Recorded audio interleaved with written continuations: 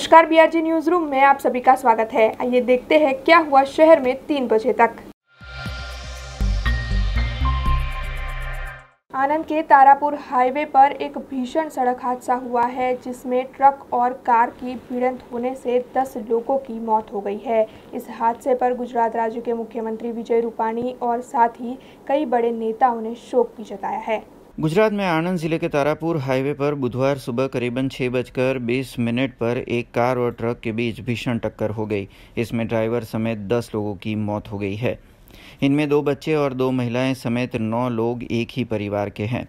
ये भिड़ंत आमने सामने से हुई, जिससे कार बुरी तरह से डैमेज हो गई। इसमें 100 फंसे हुए थे, जिन्हें काफ़ी कोशिशों के बाद बाहर निकाला जा सका। इंद्रराज दुरावेट फैक्ट्री के पास ये हादसा हुआ। चीख पुकार मची तो आसपास के लोग मौके पर पहुंचे और पुलिस को सूचना दी गई। मृतकों की पहचान कर उनके परिवारजनों को सूचना दे दी गई है। सभी शवों को तारापुर के रेफरल हॉस्पिटल में रखा गया है। हादसे के बाद ही ट्रक का ड्राइवर फरार है। जान गंवाने वालों में 9 लोग शामिल हैं, जो भावनगर के वर्तेज गांव के रहने वाले हैं। वे सूरत से अपने घर लौट रहे थे। हादसे के बाद गुजरात के मुख्यमंत्री विजय रूपाणी ने दुख जताया है। उन्होंने सोशल मीडिया पर पोस्ट में लिखा है कि आनंद जिले के तारापुर के इंद्रराज के पास हुए दर्दनाक हादसे की दुखद सूचना मिली। हादसे के शिकार लोगों को तत्काल और उचित मदद मुहैया करवाने के निर्देश जारी कर दिए गए हैं। भगवान से प्रार्थना है कि मृतकों की आत्मा को शांति और उनके परिवारजनों को दुख सहने की शक्ति प्रदान करे। वहीं कांग्रेस के नेता और राज्यसभा सांसद शक्ति सिंह गोहिल ने भी हादसे पर दुख जताया है। उन्होंने अपनी पोस्ट में लिखा है, अशुभ समाचार, गंभीर हादसा। सूरत से भावनगर जा रहे कार और ट्रक के बीच के भिड़ंत में 10 लोगों की मौत हो गई। इनमें 2 बच्चे भी शामिल हैं।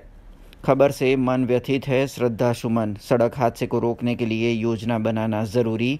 मृतक हमारे भावनगर का बताया जा रहा है। कल विश्व मलखम्ब दिन था, जिसके चलते शहर के लक्ष्मीनाथ व्यायाम मंदिर में 5वां विश्व मलखम्ब दिन मनाया गया। मलखम्ब को व्यायाम का बादशाह कहा जाता है और कल विश्व मलखम्ब दिन था। इस दिन के अवसर पर शहर के बाजवाड़ा इलाके में स्थित लक्ष्मीनाथ व्यायाम मंदिर में मलखम्ब दिन को मनाया गया। इस मौके पर शहर के सभी मलखम्ब के छात्र उपस्थित रहे और सभी ने मलखम्ब की प्रस्तुति भी की। वहीं लक्ष्मीनाथ व्यायाम मंदिर के प्रमुख दीपक रावल ने इस मामले ज्यादा जानकारी भी दी।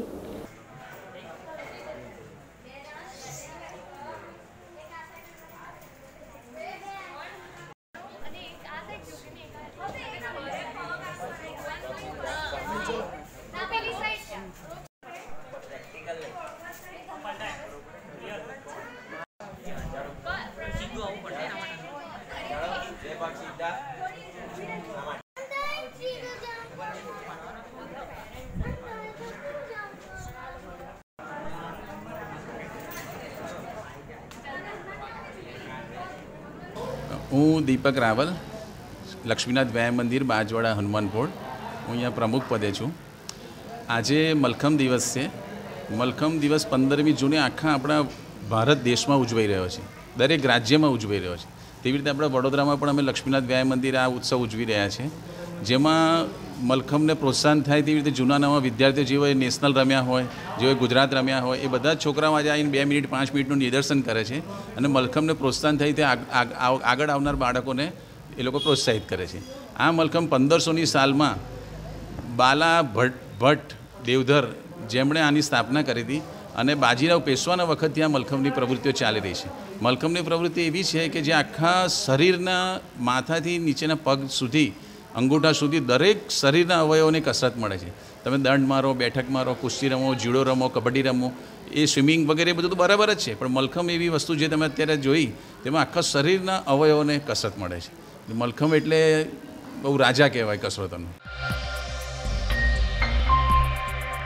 कोरोना महामारी की वजह से हम सभी की ज़िंदगी में ऑक्सीजन की कितनी महत्ता है, ये सभी को अब पता चल चुका है, जिसकी वजह से अब शहर के वन विभाग पर लोगों का काफ़ी जमावड़ा होता है विभिन्न पौधों की खरीदारी के लिए। ऐसे में अब शहर के वन विभाग की ओर से इन लोगों की मांग के मद्देनज़र बारिश के मौसम को देखते हुए कुछ पौधे उगाने की शुरुआत की जा चुकी है।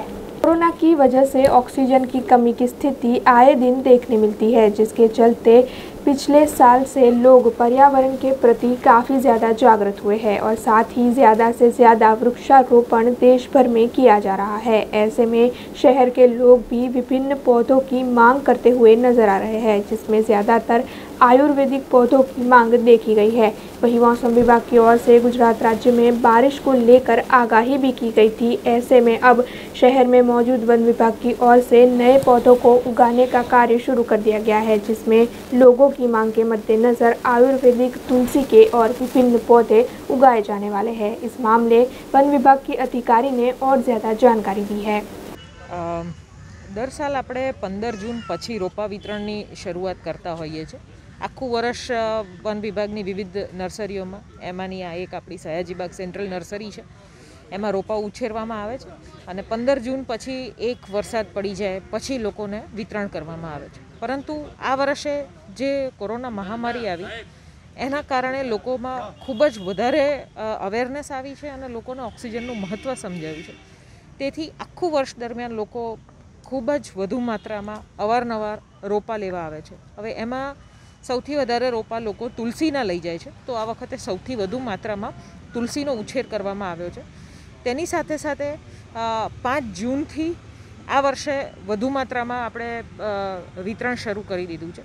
વિતરણમાં મુખ્યત્વે આપણે આયુર્વેદિક પ્લાન્ટ્સ જોઈએ તો અરડુસી છે, નગોળ છે, કાંચનાર છે, કડી લીમડો છે, તુલસી છે, રામ તુલસી છે, શ્યામ તુલસી છે, આવા વિવિધ પ્રકારની લોકોમાં માંગ હોય છે આ બધા છોડની અને એ બધા છોડ અહીંયાથી લઈ પણ ગયા છે અને હવે આ જે આયુર્વેદિક જાત છે એ છોડનું ઓલમોસ્ટ વિતરણ સયાજીબાગ નર્સરી ખાતે થઈ ગયું છે। એટલે હવે આ બધા છોડ ઉપલબ્ધ નથી, પરંતુ તે સિવાય આપણી પાસે વાંસ છે, ગુલમોહર છે, ગલતોરો છે, ચંપા છે, કૈલાશપતિ છે, રેનટ્રી છે, બોગનવેલ છે, એવા તમામ પ્રકારના રોપા અવેલેબલ છે।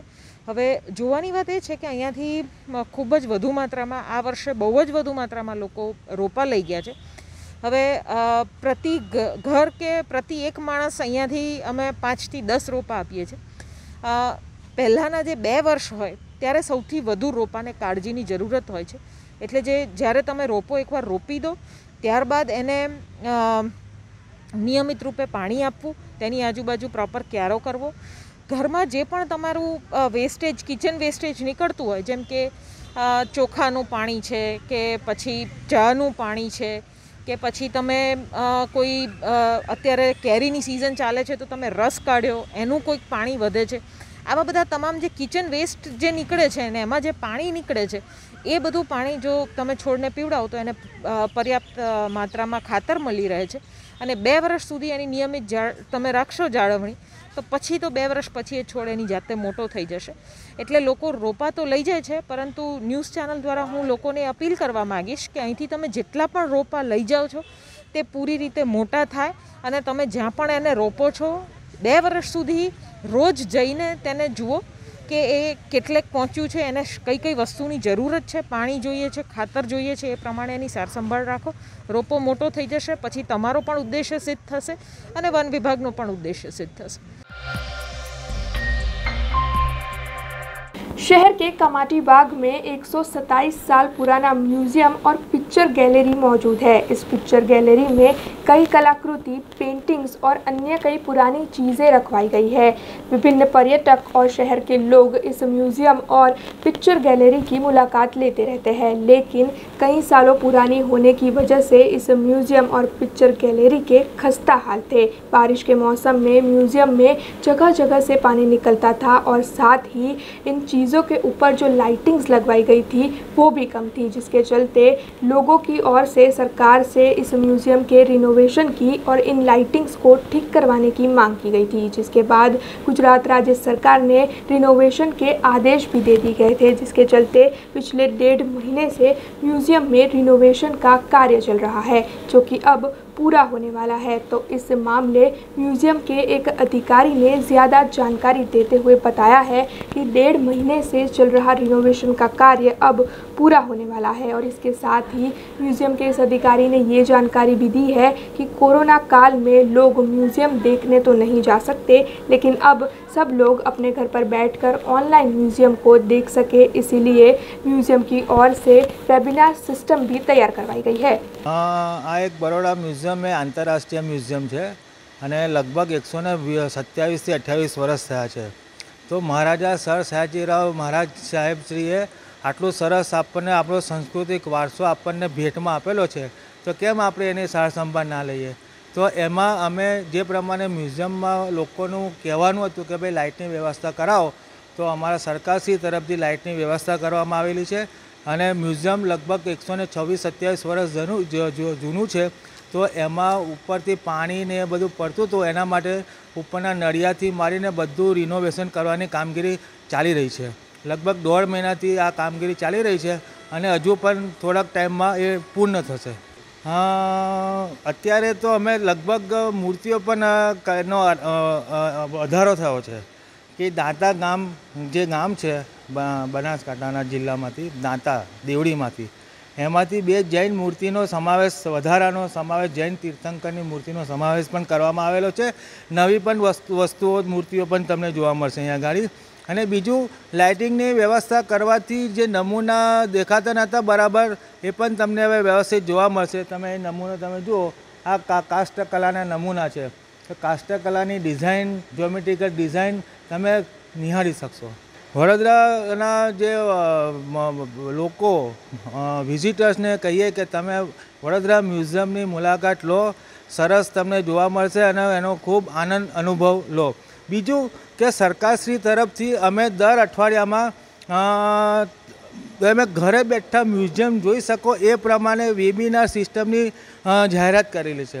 તો દર રવિવારે તમે વડોદરાના મ્યુઝિયમનું 5 વાગે તમે એનું નિહાળી શકશો અને યુટ્યુબ ચેનલમાં બી તમે જોઈ શકશો। આખું બરોડા મ્યુઝિયમ એક પછી એક તમે જોઈ શકશો, એની વ્યવસ્થા પણ કરવામાં આવેલી છે। વેબસાઇટ છે www.barodamuseum.com। તમે વેબસાઇટ ખોલશો, એની અંદર તમને બરોડા મ્યુઝિયમની બધી માહિતી, બરોડા મ્યુઝિયમની સિવાયની અમારા ગુજરાત સરકારના 5-7 મ્યુઝિયમ છે। 17માંથી જૂનાગઢ મ્યુઝિયમ છે, પછી આપણે સિદ્ધપુર મ્યુઝિયમ છે, भूज म्यूजियम है, एनी पण तमने माहिती जोवा मळशे।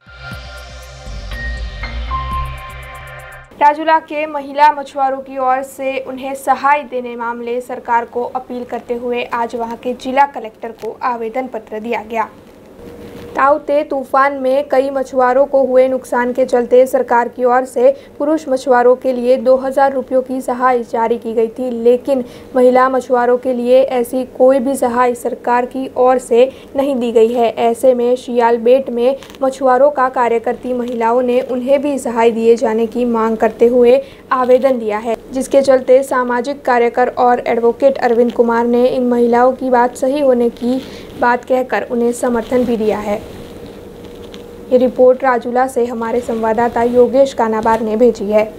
मारू नाम सिद्धरभाई बाड़िया, गाम सियाड़। अमारी एवी साहेब रजूआत है कि जे माछीमार जे खलासी भाईओ से एने सरकारे पेकेज जाहिर कर्युं, एमां एक योजना मूकी के खलाईने 2000 रुपया मळशे अने जे महिला माछीमार से एने कई समावेश नहीं कर्यो। तेथी सरकारमां रजूआत अमे एवी करवा आव्या अने आवेदनपत्र कलेक्टर साहेबने देवा आव्या हता जाफराबाद प्रांतमां के बहनों पण आ योजना में समावेश थाय अने एनेथी लाभ सरकार तरफथी मळे एवी अमारी रजूआत छे। नीमूबेन तरबेट से के मछीमार भाई कोई खलाईने काई पैसा मळे मजूरी कर्या छे ने मूकवा जोईए, ए अमारी जाहेरात छे।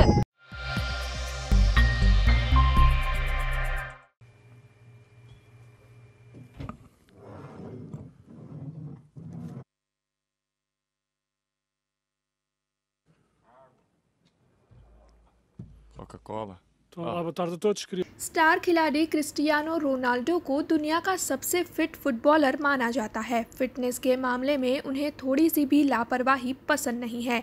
ऐसे ही हाल ही में एक प्रेस कॉन्फ्रेंस में क्रिस्टियानो रोनाल्डो फैंस को सेहतमंद रहने की सलाह देते हुए नजर आए। आपको बता दें कि पुर्तगाल की टीम हंगारी के खिलाफ यूरो 2020 का अपना पहला मैच खेलने वाली है। ऐसे में इस मैच से एक दिन पहले आयोजित हुई प्रेस कॉन्फ्रेंस में जैसे ही रोनाल्डो आए उन्होंने देखा कि टेबल पर उनके सामने सॉफ्ट ड्रिंक्स की बोतल रखी हुई है, जिसके बाद स्टार फुटबॉलर ने खुद ही इन बोतल को हटा दिया और उसकी जगह पर पानी की बोतल को रख दिया और उसके बाद फैंस से सॉफ्ट ड्रिंक की बजाय पानी पीने की अपील की। और अब रोनाल्डो का ये वीडियो सोशल मीडिया पर काफ़ी ज़्यादा वायरल हो रहा है।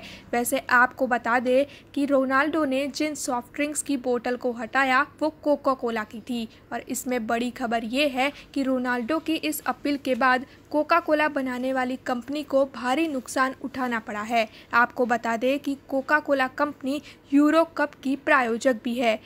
ऐसे में वहां की मीडिया से मिली जानकारी के मुताबिक रोनाल्डो की अपील के बाद से ही कोका कोला बनाने वाली कंपनी के शेयर 1.6% तक गिर गए हैं। कंपनी का मार्केट कैप 242 अरब डॉलर से घटकर 238 अरब डॉलर पर आ चुका है, यानी कंपनी को एक ही दिन में 4 अरब डॉलर का नुकसान उठाना पड़ा है। अब खबरों से लगातार अपडेट रहना हुआ आसान। BRG न्यूज आपके मोबाइल स्क्रीन पर। आज ही BRG न्यूज की mobile app Google play store और ऐप स्टोर से डाउनलोड करें और खबरों से लगातार जुड़े रहें।